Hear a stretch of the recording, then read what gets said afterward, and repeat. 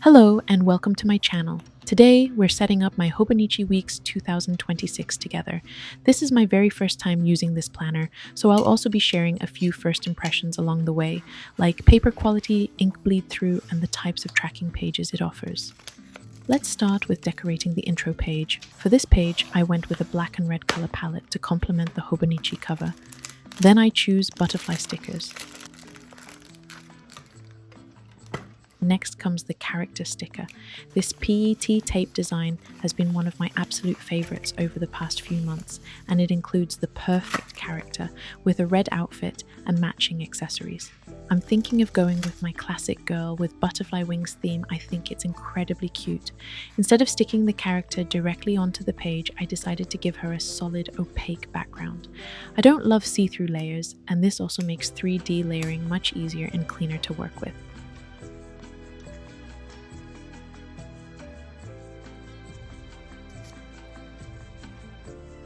After choosing a few cozy, positive, and inspiring quotes, and I finished the page with the red butterflies, of course.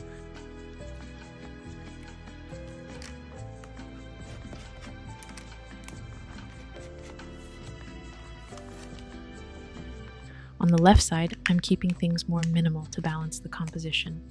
I use gold laser cut letters to write my name and add a few sketch-style floral elements as subtle finishing details.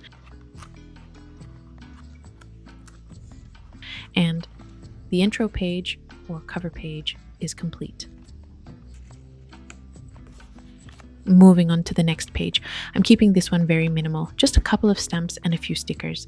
Stamping always makes me a little nervous, because there's no undo once it's done. Luckily, this one came out clean and neat. And now, the big reveal. Did the ink bleed through? Barely at all. Considering how thin Hobonichi paper is, I'd say that's a solid win. Now I'm adding some washi stickers. Layering shapes like this is honestly my favorite part. It's so satisfying.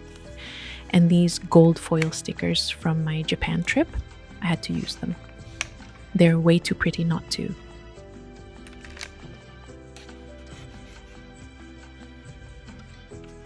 This calendar page will be for period tracking.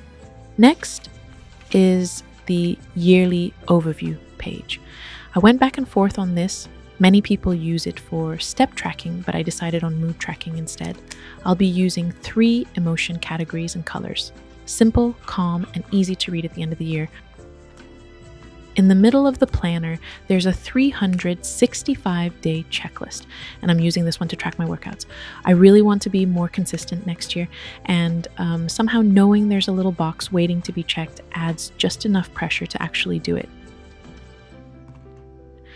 At the very end of the planner, now this page will serve its original purpose. This page was also a test for liquid ink bleeding through, and it totally passed. I'm using a water-based ink from Ferris Wheel Press called Aurora Borealis, and I'm genuinely impressed that paper this thin can handle it so well.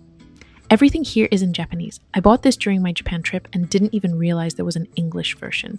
But honestly, I don't mind. I'm learning Japanese anyway, so this feels like good practice.